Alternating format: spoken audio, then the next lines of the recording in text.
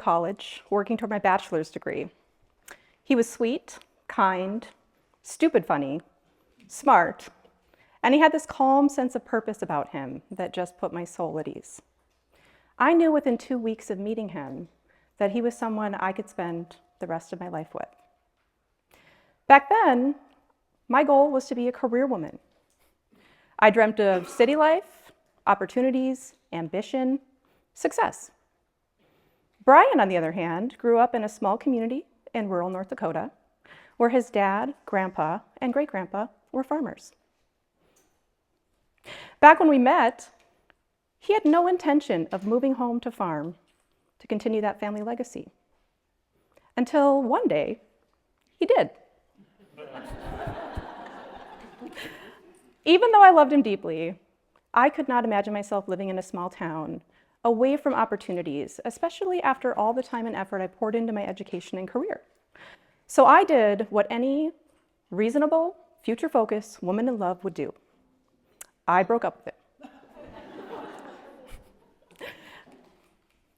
But the heart has a way of whispering the truth when you're ready to hear it.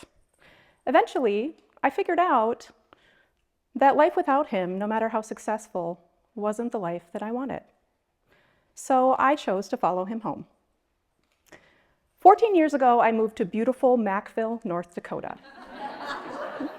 a town of 400 welcoming people, surrounded by wide open skies, gravel roads, and fields.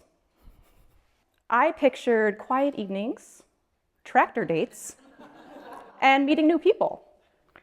But what I wasn't prepared for was the initial loneliness. Mackville was Brian's hometown, not mine. He had deep roots and long-standing friendships. I had none.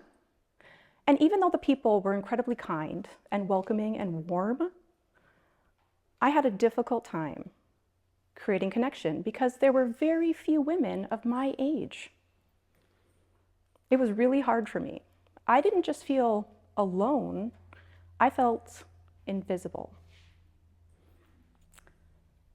Loneliness and social isolation are more than just uncomfortable. They take a real toll on our mental and physical health. Research shows that isolation increases the risk of depression, anxiety, dementia, heart disease, and suicide. And those challenges aren't just faced by individuals, they impact the heart of our communities. Because communities that don't have real connection don't have trust, collaboration, or a shared vision for growth. But the good news is that connection does more than just prevent harm. It builds something beautiful. It builds belonging. It fosters empathy. It strengthens resilience. There are so many benefits to connection. Now, in our small community, I didn't have that to start with, but there are ways to build it. I had to find ways to create that connection myself, which isn't always easy to do. When I think back of that time and the way that I felt, it was not something that I could easily go out and connect with other people. The traditional pathways of meeting people in small communities like faith communities and the local cafe and the grocery store aisle, they don't always reach everyone. And they don't always create an easy space for connection. When you're different, when you're new, when you're quietly struggling, that can make it really hard.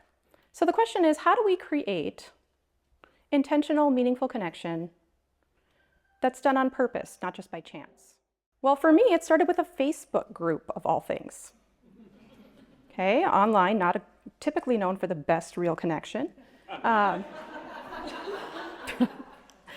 12 years ago, after several other couples moved back to our area, I started a group called the Real Housewives of Rural Paradise. It was meant to be fun and lighthearted and a place for women to connect and to have get-togethers, coffee dates, golf outings. But like many things, it went quiet. Life got busy. Many of us were in the thick of early motherhood, working full-time jobs, taking care of our families. And so the group faded to the background. Now, 2 years ago, I revisited that group, my life slowed down a bit, and I thought, I was thinking way too small. For someone who's lived in a county for over a decade, I had met very few women outside of my immediate social circle or my community. And I thought, there have to be other women in our area that want to have the same connection that I do. So I changed the name of the group to the Women's Network of our county. I updated the description to include women of all ages, and updated the cover photo to share our mission and vision of connection, collaboration, friendship, and support. And I started inviting women. And I encouraged them to invite their friends. And within a week, a group of less than 100 people grew to over 400 people. Yeah. And today, in a county of just 3,000 people, we have over 570 women in our group. It's incredible. So what's happened since then? More than I ever could have imagined when I started the group, looking for simple friendships. The group has created a safe online space for women to connect and come together and share. It's helped us raise awareness for local businesses, services, and events in our area. It is the place to go if you want to know what's happening in Nelson County. Yeah, the good stuff, the good stuff. So we've also raised awareness about businesses that currently exist. Many of us didn't know some of the things that were available to us in communities other than our own. We've supported new businesses, and we've even used it as a place to find recommendations for local services, which has encouraged all of us to support local. We've empowered women by sharing hobbies, talents, and dreams. Some women have started small or micro businesses, myself included. Things like cupcakes, face painting, fresh produce, you name it. Side gigs that the Women's Network supported and encouraged. We've supported local families and fundraisers, families facing medical hardship or tragedy, communities and organizations raising funds for different projects and events.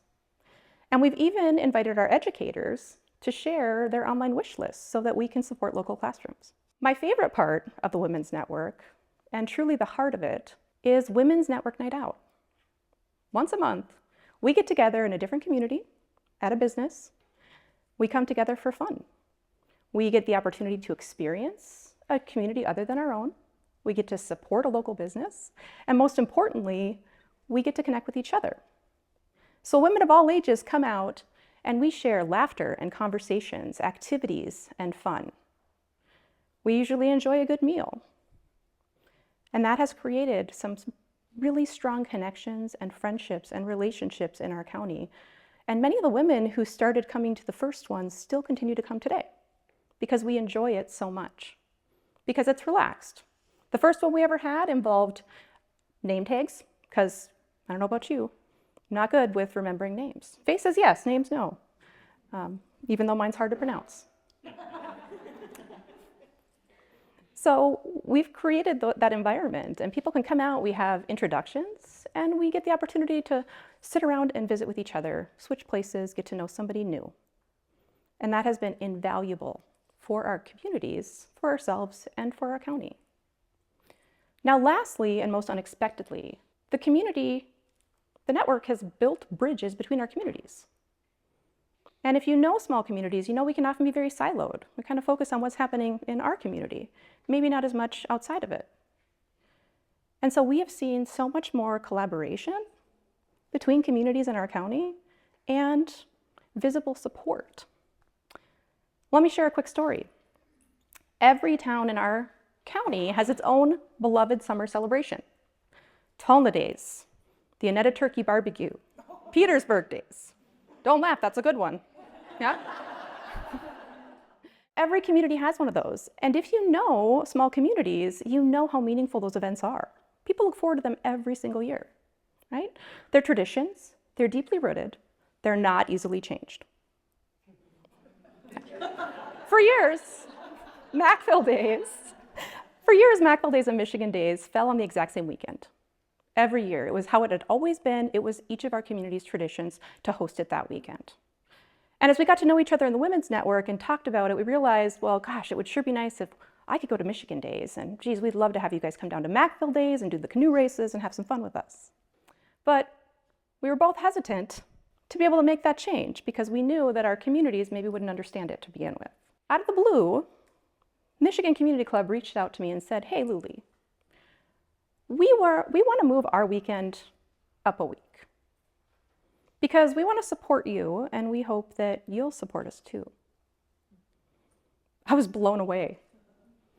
They were not only willing, they were eager to change a long-standing tradition that their community had had for a very long time. And they did it for the benefit of our communities and our county. Now that is real connection. Not a smile or a like on social media, but true collaboration, sparked by new relationships and perspectives that simply didn't exist 2 years ago. And the best part is it didn't take a formal committee, a budget, or a strategic plan, thank goodness. All it took was time and some commitment, goodwill, and the courage to say, hey, neighbor, I see you over there. How can we work together to make our county a better place for everyone? 14 years ago, I couldn't imagine myself living in a small town. Today, I couldn't imagine living anywhere else. Not because it was easy. It wasn't. But because I found something far more valuable than opportunity and convenience. I found community, real connection, a place where people show up for one another because we're willing to invest in each other. And that didn't happen by chance. It happened with one decision: to create a space for intentional connection, to extend an invitation and to say, hi, I see you. You belong here. So my ask of all of you, whether you live in a small town or a big city or somewhere in between, be the one who starts something. Create the group, send the message, walk up to the random stranger in your grocery store. Ask the question, how do we make this place better and feel like home for everyone? Because connection isn't just a nice idea, it's how we build communities that are healthy, hopeful, and whole. And someone out there, even someone maybe sitting next to you today, is waiting for someone to take the first step. Let it be you. Let's build communities where no one feels invisible, where everyone has a place, and where connection isn't just a possibility, it's inevitable. Let's start today.